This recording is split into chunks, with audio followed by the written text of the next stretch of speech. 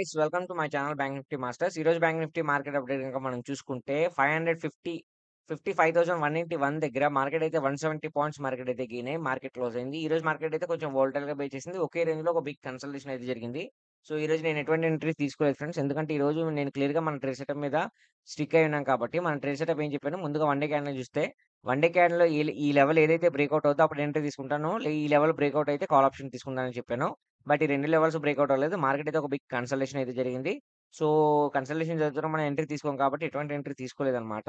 So, past 4 days నుంచి ఇదే consultation జరుగుతుంది. నేను మీకు క్లియర్‌గా చెప్తున్నాను. ఈ రేంజ్‌లో కొంచెం మా ప్రైస్ అనేది చక్కర్లు కొడుతుంది. కొంచెం జాగ్రత్తగా ఉండండి అని చెప్పాను. చాలామంది ఈరోజైతే ఎవరైతే ఎంట్రీ తీసుకుంటారో వాళ్ళకైతే లాస్ వచ్చిందని చెప్పాలి. చాలా మందికి లాస్ వస్తుంటది. అందుకే అంటే మన ట్రేడ్ సెటప్ అనేది మనం మ్యాండేటరీ అని మీకు ముందు నుంచి అందుకే చెప్పేదనమాట. ఓకేనా? సో, ముందుగా 15 మినిట్స్ స్కాన్‌లు గనుక అబ్జర్వ్ చేస్తే 15 మినిట్స్ స్కాన్‌లో ఒక మంచి ఫాల్ అనేది కనిపించింది. ఈ నెక్స్ట్ 15 మినిట్స్ కూడా ఫాల్ అయ్యి ఈ లెవెల్ బ్రేక్‌ఔట్ అయ్యుంటే మాత్రం నేను ఎంట్రీ తీసుకునేవాడిని. కానీ ఫాలో అవ్వలేదు. మళ్ళీ ఒక పాజిటివ్‌గా ఇదయిందనమాట. ఇక్కడ మార్కెట్ మళ్ళీ ఫాల్, మళ్ళీ ఒక ఇది, మళ్ళీ ఫాల్, మళ్ళీ ఒక ఇది. ఈ లెవెల్‌లో ఫాల్ అవుద్దని మళ్ళీ ఎక్స్‌పెక్ట్ చేశాను. కానీ ఫాలో అవ్వలేదు ఫ్రెండ్స్. ఈ లెవెల్ ఫాలో అయ్యుంటే మాత్రం నేను ఖచ్చితంగా ఎంట్రీ తీసుకునేవాడిని ఫ్రెండ్స్. పుట్ ఆప్షన్ తీసుకునేవాడిని. బట్ ఫాలో అవ్వలేదు. సో, మార్కెట్ ఇంకా అబ్జర్వ్ చేశాను. మార్కెట్ ఇంకా నాకు తెలిసి ఈ రేంజ్‌లోనే ఇంకా ఇలా కన్సల్టేషన్ అవుద్దని అబ్జర్వ్ చేసేసాను. ఇంకా అందుకే ఎటువంటి ఎంట్రీ తీసుకోలేదనమాట. సో, ఇంకా రేపు మార్కెట్ ఎలా ఉండబోతుంది? రేపు మార్కెట్‌లో మనకు సపోర్ట్ అండ్ రెసిస్టెన్సెస్ ఏ విధంగా ఉండబోతుందో క్లియర్‌గా చెప్తాను చూడండి.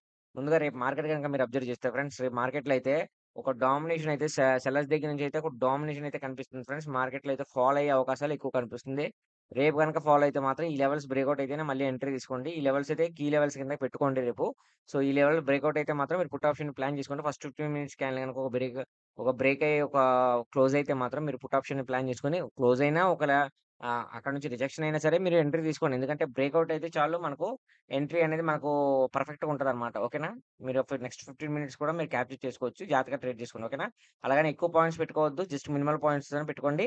ఒక 30-50 మధ్యలో పెట్టుకోండి. మీరైతే క్యాప్చర్ చేసుకోవచ్చు. ఓకేనా ఫ్రెండ్స్? సో, నేనైతే సపోర్ట్ అండ్ రెసిస్టెన్స్‌లో వీడియో అనేది పెడతాను. మీకు కావాల్సిన స్క్రీన్‌షాట్ తీసుకోవచ్చు. తిరిగి మళ్ళీ మన రేపటి వీడియోలో మళ్ళీ మనం కలుద్దాం. నా వీడియో గనుక నచ్చితే వీడియోని లైక్ చేసి ఛానెల్ అయితే సబ్స్క్రైబ్ చేసుకోండి. ఓకేనా?